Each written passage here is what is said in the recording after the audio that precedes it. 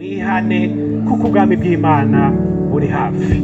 Ubwami bw'Imana buraje. Ahandi akababwira ngo ubwami bw'Imana buri muri mwebwe. Nta na hamwe yigeze avuga ku ishengero. Aho bikomereye rero muri Bibiliya mu isezerano rya kera na rishasha uzasanga bavuga mu ishengero inshuro imwe cyangwa zibiri gusa. Mugabo ijambo ryitwa ubwami rivuga inshuro 150. Ingorane hari uno munsi tuja mu mashengero tugahinduka akadumbi n'utudumbidumbi, tugahava tugashwana, tugahava tukaniganira hano ku mazu abaho kuko tutatahuye ikintu kinini cyamuzanye cyitwa ubwami. Yaje aje gushiraho ubwami muri ino si mugabo no mu mutima wawe. Aha hantu muhumbe neza, icyamuzanye no gushiraho ubwami. Ubwo bwami rero buboneka muri vore zibiri. Ahantu hambere bubonekera ni mu mutima wawe.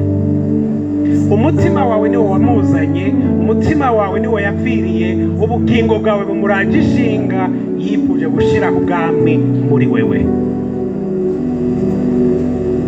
Ubundi bwa kabiri burigira kabiri naha yaje gushiraho ubwami mw'isi. Hari amajambo menshi twokwigira hamwe twosoma, mugabo no munsi ndashaka ko tuvuga muri icyo gice kinini cy'ubwami hari agace tuganira kuno munsi. Ubwo bwami yaje gushiraho yaje asanga hari ubundi bwami.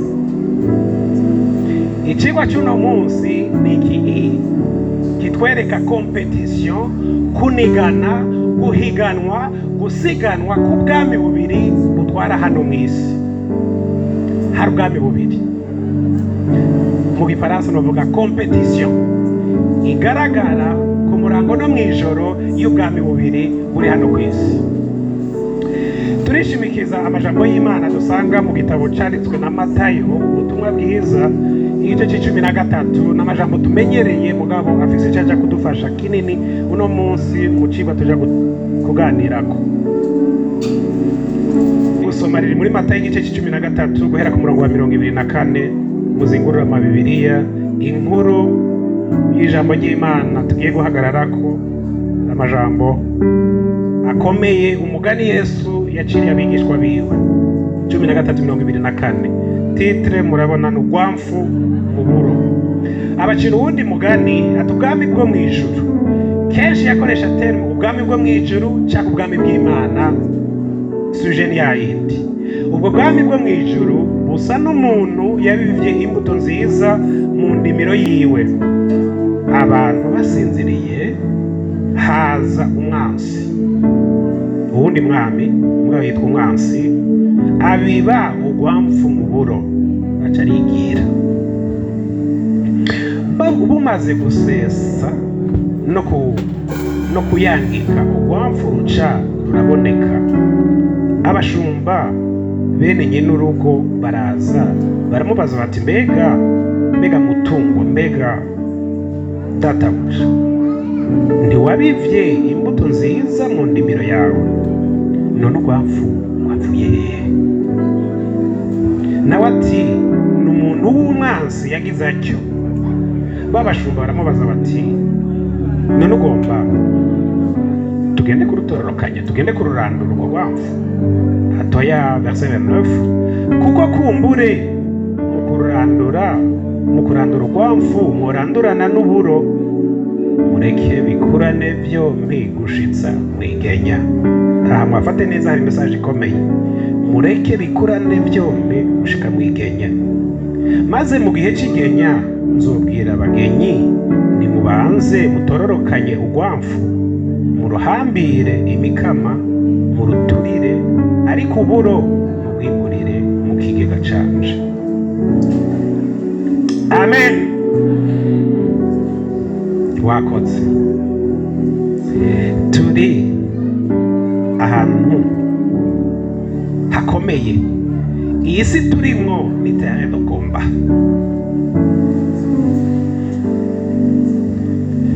Umwana avutse bamenya ko akomeye, akomye induru. umwana aza aha hantu ntarumarike ko aje hagoye abadakomeye. Muzi ikintu bamukorera, nta muyefirimiere ari hano. Umwana avutse ntarire baramucurika bagakubita ku dususu. Umwana avutse rero abayefirimiere bakabona ntiyarumaritse ahantu aje baramukebura. Peti niwamenya ahantu uja haragoye, ubwirizwa kurira, ubwiriza kutwereka ko wabiromaritse ko uje ahantu ataraho gufyina.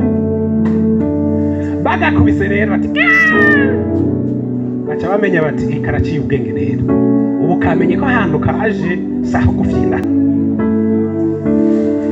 Umwana atanguye gukura gato, dayeri nyuma y'iminsi mike bamutwara kwa muganga bakamucumita ibishinge. Murazi ukuntu bibabaza, hariho n'abakavuga aho nyishinge baca bakata ikorosi. Mugabo umwana akiri muto baca batangura kumucubita ibishinge kubera aje ahantu hari amavirusi, aje ahantu hari ingwara, aje ahantu h'ibibazo. Atanguye kugira ane gucumitwa, atanguye kugira ane kurira, kuja mu ngorane kubera iki aje kuri terrain de combat. Uko akura rero henda babwira, uko muzokura niko bizokomera. Je nabaye kuva muri primaire mvuga ubutumwa mbwira abantu, hari abambwira bati tutaratora concours national biragoye ko twokizwa. Igihe tukiri bato twebwe hano i Burundi ikintu cyitwa kunkuru, abatamakazi ba ruguru bacita kunkuru, cyari kigoye cyane kugira uzogitore, byari bikomeye. Ubu amashuri yubaroroshe rwose. Warize ishuri rero niko ndavuga kakana kavutse karakura gaca mu ngorane. Kera twiga kure wagenda ibirometero n'ibirometero ukiri ubusa, hanyuma ucerewe twebwe inkoni zangana n'umwanya wacerewe. Bakoze interrogation ariko manota 10 utoye 5, inkoni zisigaye zari 5 kugira ukwize amanota utakwije. Bagukubita inkoni zingana n'ibyakunaniye. Muri ingorane zimaze duka, ushitse kuri konkoro naho baravuga bati utabitoye uradubura. Harabadubura abandi bikaca byanka. Umukobwa yamaze gukura bagaca bamuronderera umugabo acaja kurongorwa. Umuhungu kera baca baja mu gisoda, abandi bidakunze bakaja kurima kubera iki ubuzima buragoye. Umuntu arakibaza ati natora konkuru bizoca byoroha. Mugabo kubandanya niko bikomera, niko ubuzima bugora. Mvise umuntu twiganye secondaire yari yaranyemereye ati jewe ni meza secondaire nzoca ngizwa. Uwo nije namwibwiriye ubutumwa, turavugana turiga turabandanya na université araheza. Ahejeje uwo muntu yahavuye aronka bourse aja mu Bubirigi. Bamwe nibaza ko ntabamuzi. Ikintu cyambabaje nuko yapfiriye mu Bubirigi atarakira umwami Yesu. Nama ndamubaza monami uribika ibyo wansezeraniye kuzokizwa. Yamama etape mu buzima arateba ararongora, arateba. Wibaza ko ejo bizoba byoroshe, mugarika ngubwire ntibizokwigera byoroha. Nayo intambara izoshira uretse icyaha n'urupfu bitsinzwe na Yesu. Turi mwisi y'intambara, turi mwisi y'ibibazo. Umugani twasomye ngaha, umubivyi mwiza, umuntu afise umugambi mwiza wo kugwiza ingano, agiye kubiba, atwaye abakozi, barabivye neza, barakoze bararuhutse, baragiye kwihemba, bararyamye mwijoro. Basinziriye hatabona, haje umuntu yitwa nde? Iryo zina rirabisha. Umuntu yitwa umwanzi acaza mwijoro, nawe azana ibimeze nk'uburo, ibintu bita urwamfu. Abana bavukiye Bujumbura ashobora kutabimenya, mugabo urwamfu rugikura birasa integralement n'uburo. Ntushobora kudiferencia urwamfu n'uburo kuko biba bisa. Baramubwira bati none databuja ibi bintu ni biki? Byagenze gute kuzi ko waduhaye imbuto nziza natwe tugakora uko tukabiba atakintu cyari gicanzemwo, none ibi navyo byavuye hehe? Ati mwebwe ntimubizi, burya mwijoro hariho umwansi yaje acarabiba ibindi bintu bita urwamfu. Bati rero duhe autorisation tubirandure. Arababwira ati mutuze gato, hamwe mwobirandura uno munsi mwokwica byinshi. Hamwe mwobirandura ntimwomenye icyatsi ntimwomenye ururo. Harabaye n'umugani mu Kirundi bavuga ngo ujya ntazi icyatsi cy'urwamfu n'ururo, ntazi gutandukanya. Umuntu w'igifata nzoka atamenya noir na blanc. Uwo muntu arababwira rero umwami nye n'umurima ati mupowe kwanza, banza murindire, hariho periyode, ibintu bifise umwanya, hariho kubiba, hariho kubagara, hariho igihe bizoshika cyo kwimbura. Igihe rero tuzoba tugeze kwimbura bizoba biri remarquable, hazoba hari différence hagati y'ugwamfu n'uburo. Aujourd'hui il n'y a pas de différence. Message nkuru nifuza kubaha, ndaje mu detail gato niyi. Turi mwisi aho umenga birasa, turi mwisi aho ari competition z'ubwami bubiri, hamwe udatahura neza ubwiza n'ububi. Ndabaha akarorero, urashobora gusanga umuntu asenga yisonzesha igitondo n'umugoroba ari wabura ibiharage, ari wabura roye, abandi nabo bakamuraba bati peti uvuga ngo urasenga, we ni gute? Nabo bagacavuga ati ahubwo baramenze, ahubwo narihenze.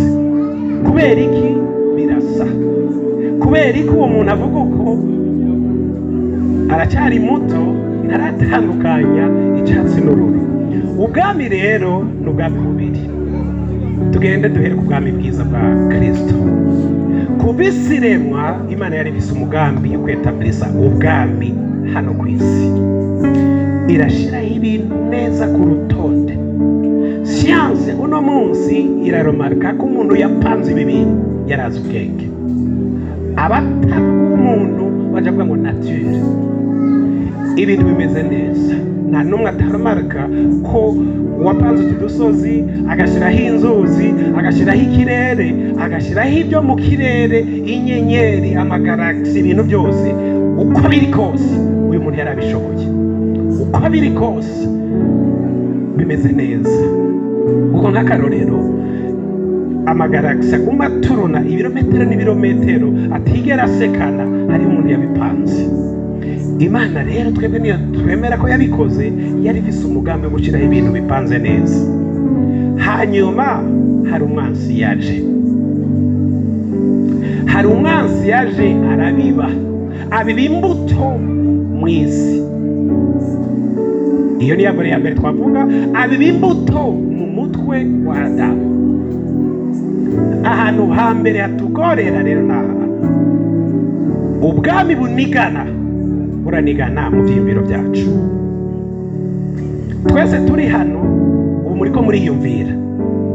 Hariho umuntu ushobora kuba ndi hano ariko ndavuga akaba yagiye ariko ariyumvira ku kazi ngende patro ejo bizoba bimeze, cyangwa akaba ariko ariyumvira umwana yasize mu mutwe. Aha ni terrain ikomeye Shetani akorerako. Mu gushobora Adamu na Eva yaje zana iciyumvira ngo mbega nivyo kuri ko iki giti nimwakijyako,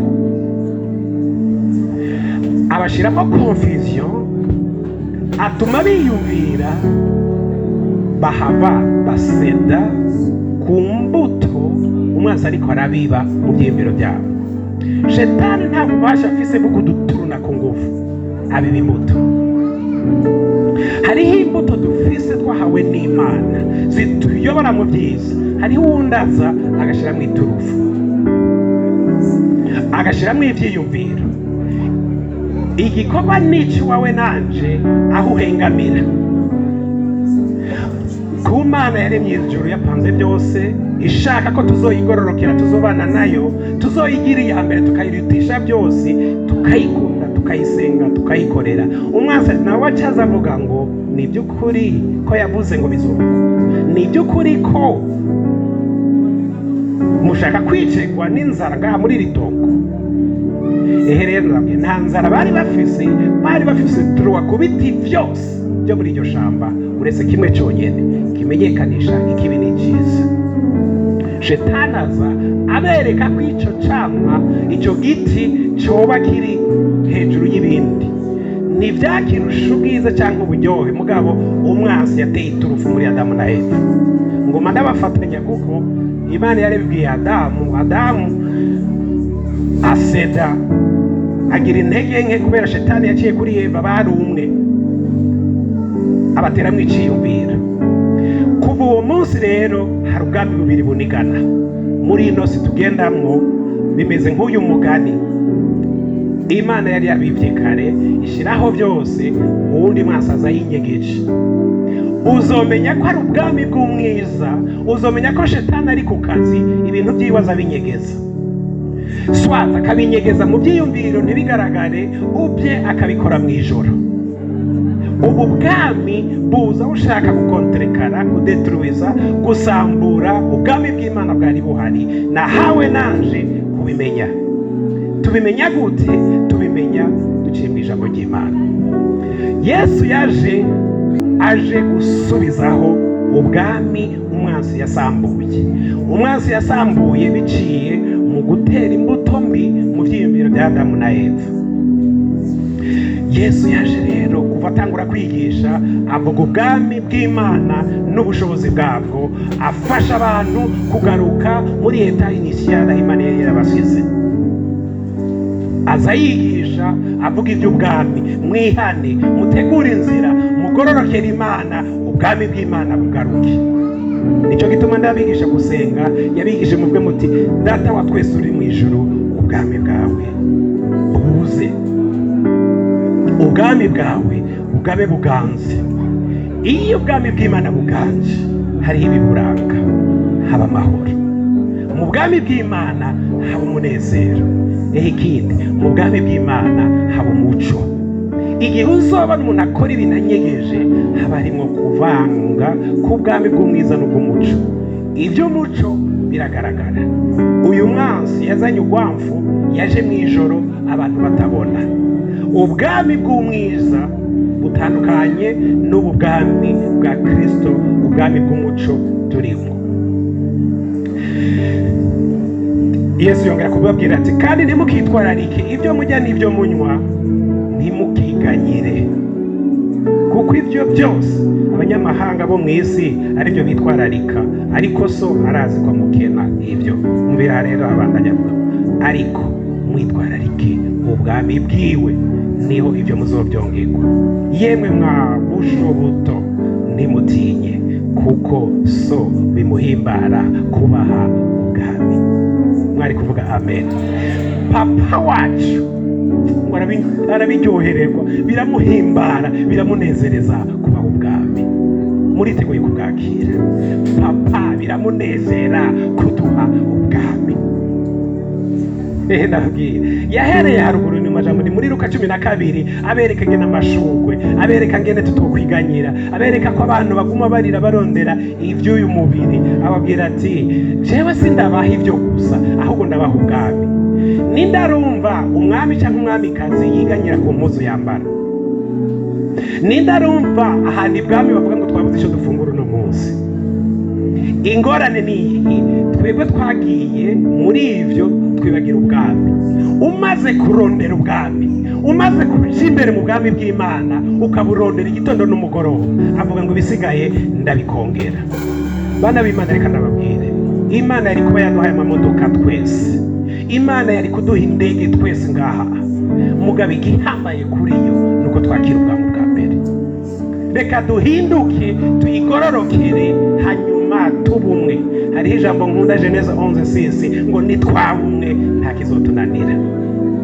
Nitwabumwe tugashyira ubwami bw'Imana imbere, tukayigororokera, n'abandi rabibaha, natwe izobiduha. Mbabwire, murabera illustration, abantu b'Imana turasonza iyo iriko iradutegura. Nitwama turangiza dushonje na rimwe. Turakena impuzu iyo ishaka ko tuzotanga impuzu. Nimwabyumvise neza. Turabura ibintu bya hano mu isi momentanement, mugabo ntibyamabiri eternellement. Ibiriko iradutegura, kuko igihambaye ni kikinezera kurusha ibindi, irakunda kubaha ubwami. Ndabasabe muvuge uti irakunda kumpa ubwami. Mufata uwo murongo ni muri Luka 12 umurongo wa 32. Yemwe mwabusho buto, ntimutinye, kuko so bimuhimbara kubaha ubwami. Naduha ubwami, ibindi bizodukurikira. Reka tubwakire rero. Yarabutanze, hasigaye ko tubwakira. Yaraduhaye ubwami. nta na rimwe umwami aganza wenyine, umwami agira abaganzanya nawe.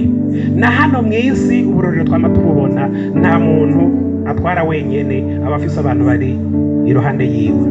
Umbiri ko bizoheruka rero muri Apokalipsi byahishuriwe Yohana 2:26, unesha akitondera ibikorwa byanje agashetsa kwiherezo, nzomuha ububasha bwo kuganza amahanga. Condition: unesha akitondera ibikorwa byanje akaba umwami mu bwami bwanje, nzomuha ububasha bwo kuganza amahanga. Azoyaragiza inkoni y'icuma nk'uko bamenagura inzabya z'ibumba, nk'uko nanje nahawe na data. Mbwira, nk'uko we yahawe na data, azoheza natwe aduha autorite nk'uko nanje nahawe na data. 28, kandi nzomuha ikinyenyeri cyo mu gituruturu, uri n'ugutwi niyumve icyo mpwemu abwira amashengero. Unesha akitondera ibikorwa byanje agashisa kwiherezo, nzomuha ububasha bwo kuganza.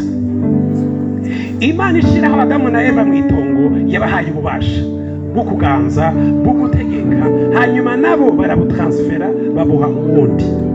Erega shetani niyihaye ububasha, ni Eva na Adamu bamuhaye autorite bari bafise.